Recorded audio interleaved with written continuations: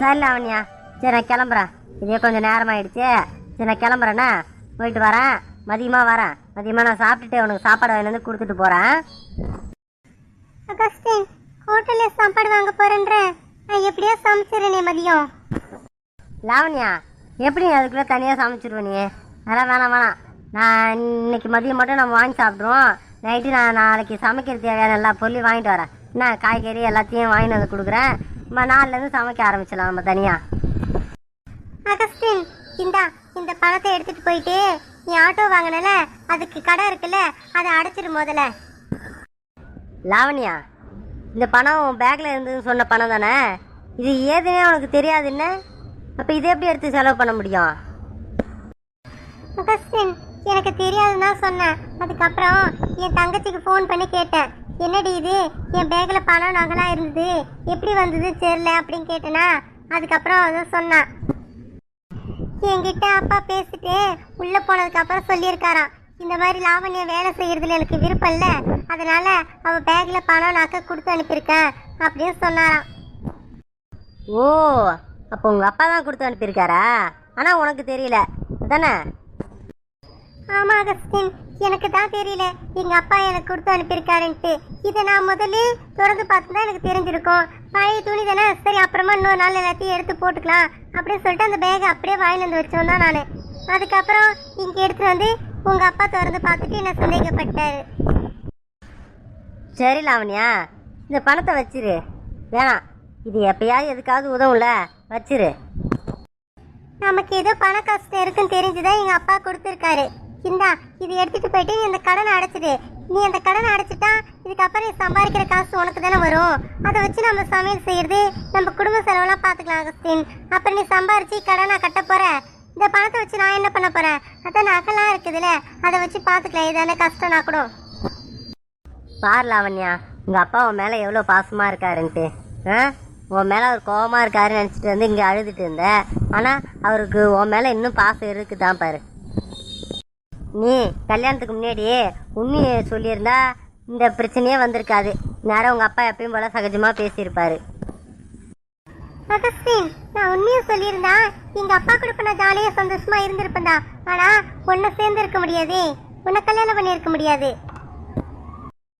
இப்ப உன் கூட நான் சேர்ந்துட்டேன், ஆனா எங்க அப்பா பிரிஞ்சு போயிட்டாரு. ஏதாவது ஒண்ணுதான் கிடைக்கும் போல. ஆமாம் லாவண்யா, அதுவும் சரிதான்ல. பாத்தியா, வாழ்க்கையில் எப்படி எப்படிலாம் நடக்குது பாரு. சரி கொடு, அப்புறம் நீயே சொல்லிட்ட, இதுக்கப்புறம் என்ன? கொடு, அந்த காசை கொடு, நான் கண்ணை அடைச்சிட்றேன். சரி அகஸ்டின், அப்புறம் உன்கிட்ட ஒரு சந்தோஷமான விஷயம் ஒன்று சொல்லணும். சந்தோஷமான விஷயமா? இந்த இப்போ இந்த பணம் கொடுத்தது தான் சந்தோஷமான விஷயம். அப்புறம் இதுக்கு மேலே ஏதாவது சந்தோஷமான விஷயம் இருக்கா? அது என்னது? இருக்கு அகஸ்டின், இருக்கு. அப்பாவாக போறே. ஏ லாவண்யா, என்ன சொல்ற? நிஜமாவா?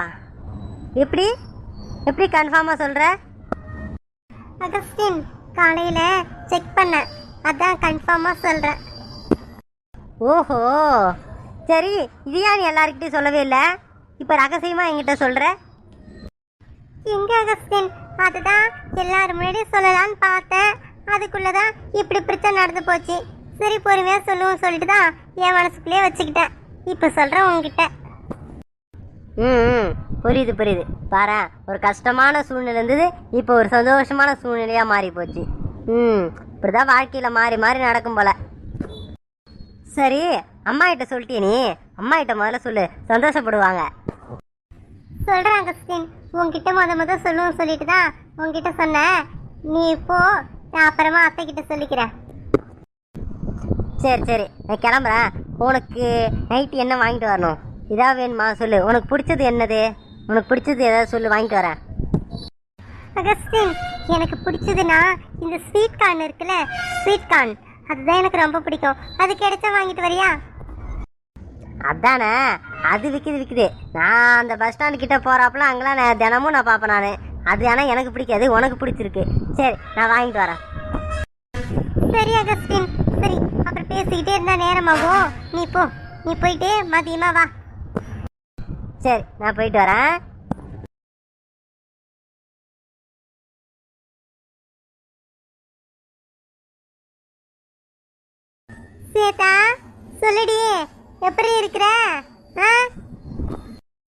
நல்லா இருக்கியா?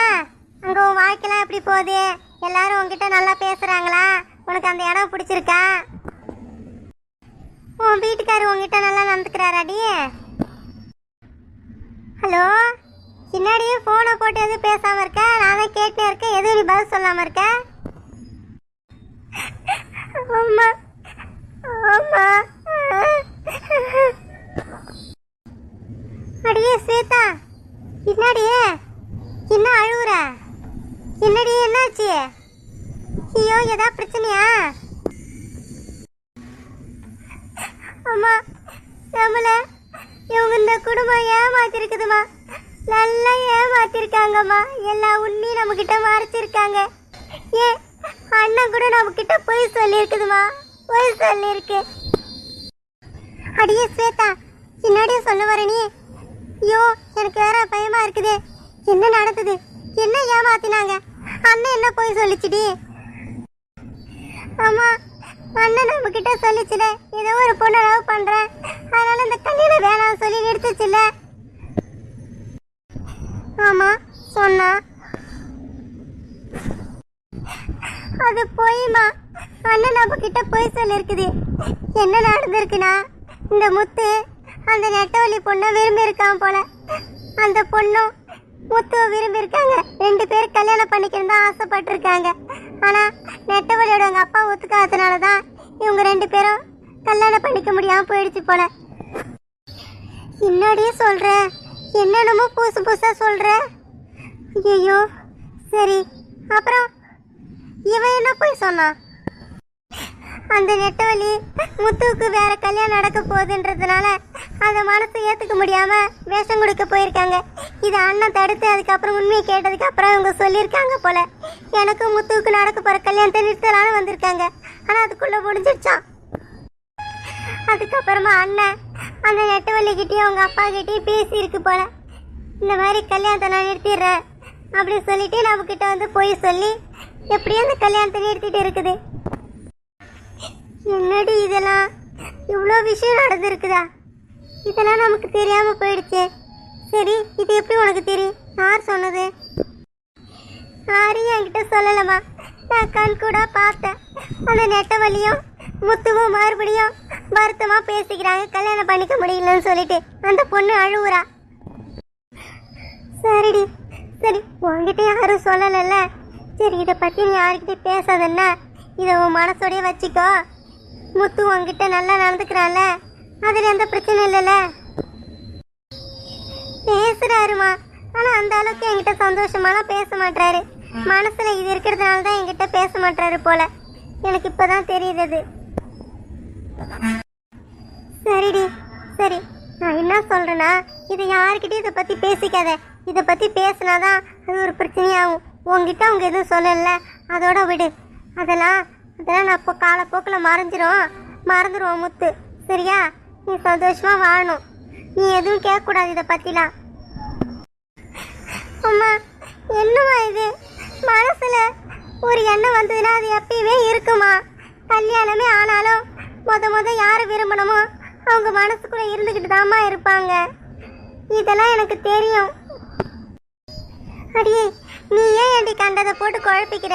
அதெல்லாம் எதுவும் இருக்காது, அதெல்லாம் மறந்துடுவாங்க. நீ நல்லா முத்துவை பார்த்துக்கோ, அந்த குடும்பத்தில் எல்லாருக்கூடையும் சந்தோஷமா நடந்துக்கோ. உன்னை எல்லாருக்கும் பிடிக்கும்.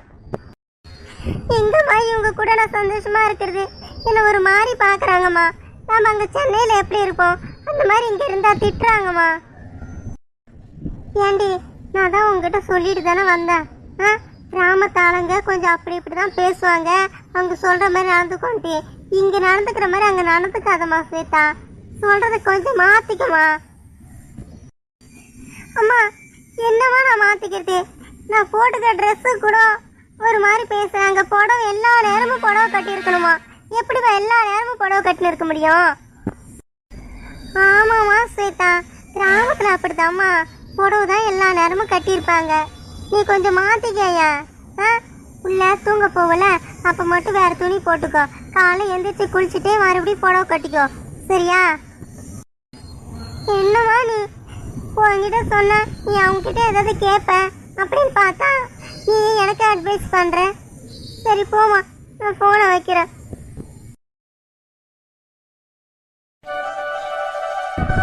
ஹலோ தம்பி முத்து, என்னப்பா எப்படி இருக்க? நல்லா இருக்கியா? கல்யாணத்துக்கு தான் வர முடியல, எதுவும் மனசில் வச்சுக்காதண்ணா. உனக்கு எதுவாக இருந்தாலும் நான் உதவி பண்ணுறேன். கல்யாணத்துக்கு வரலன்னு என்கிட்ட கோச்சிக்க கூடாது. ஆ அட அதெல்லாம் நான் எதுவும் நினச்சிக்கல ஓனரே. அப்புறம் அவ்வளோ பெரிய கம்பெனி இருக்குது, அப்புறம் நீங்கள் தான் எல்லாத்தையும் பொறுப்பாக எடுத்து பார்க்கணும். நீங்கள் இல்லைன்னா அங்கே வேலை சரியாக நடக்காது.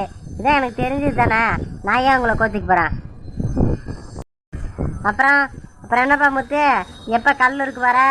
ம் இப்போதான் கல்யாணம் முடிஞ்சிருக்குது, அதுக்குள்ளே கூப்பிட்றீங்களா ஓனரே அப்படின்னு நினைக்கிறியா? சே அப்படிலாம் இல்லை ஓனரே, வந்துடுறேன். அதான் ஒரு வாரம் லீவ் கொடுத்தேன்னு சொன்னாப்புல, அதான் சரி முடிச்சுட்டு நான் நாளைக்கு கிளம்பலான்னு பார்த்தேன். நான் இன்றைக்கே கிளம்பி வரதுனா கூட நான் வந்துடுறேன், எனக்கு ஒன்றும் பிரச்சனை இல்லை. இல்லைப்பா முத்து, இல்லை நீ பொறுமையாகவே வா, ஒன்றும் அவசரம் கிடையாது. ஒன்று சீக்கிரம் வான்னு சொல்லிட்டு நான் ஒன்றும் கட்டாயப்படுத்தலை. நீ உனக்கு ஏதாவது வேலை இருந்தால் முடிச்சுட்டு கூட வா.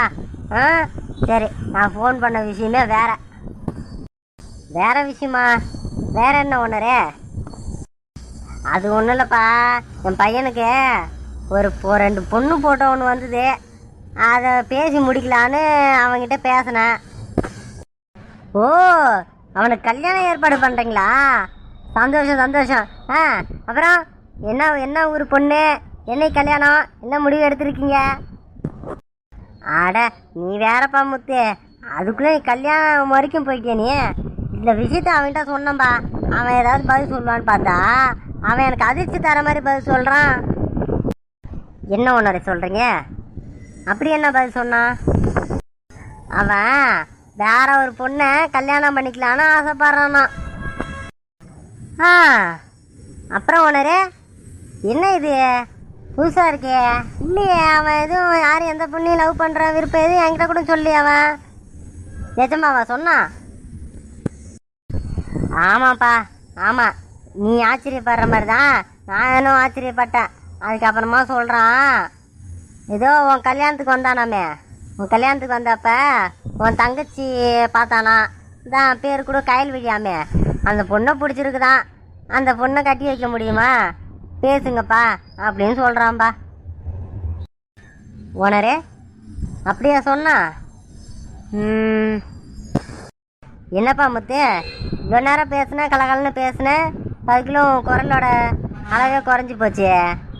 ஏப்பா இங்கே பாரு, நான் வந்து உன் தங்கச்சி கூடன்னு சொல்லி நான் உரிமையெல்லாம் கேட்கலப்பா.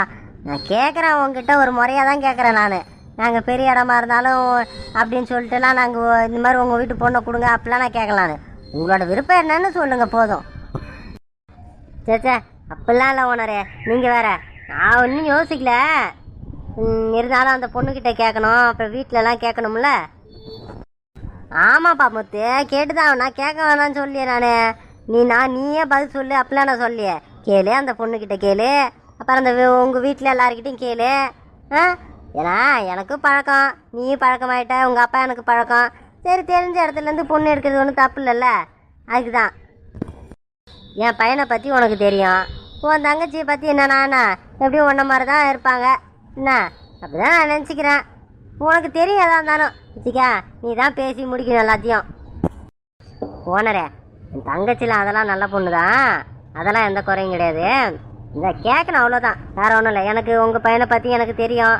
இருந்தாலும் எங்கள் வீட்டில் எல்லாருக்கிட்டும் நான் சொல்லணும்ல, சொல்லிவிட்டு அப்புறம் பொண்ணுக்கிட்ட பேசணும், எல்லாருக்கிட்டையும் பேசிவிட்டு என்ன பதில் சொல்கிறாங்கன்னு சொல்கிறேன். சரிப்பா முத்து, என்ன பொறுமையாக யோசிச்சு எல்லாரையும் பதில் சொல்ல சொல்லு. நீ நாளைக்கு வரல, நீ நாளைக்கு வந்து கூட பதில் சொல்லு. என்ன இப்போ எல்லாருக்கிட்டையும் பேசு, எல்லோரும் என்ன முடிவு சொல்கிறாங்க ஏதுன்னு கேட்டுன்னு வந்து நாளைக்கு இங்கே வந்ததுக்கு அப்புறம் கூட சொல்லு. சரி ஓனரே, நான் பேசிட்டு என்ன பதில் சொல்கிறாங்க நாளைக்கு வந்து சொல்கிறேன். சரிப்பா முத்து, சரி நான் ஃபோனை வச்சிருவா. நாளைக்கு வா. சரிங்க ஓனரே.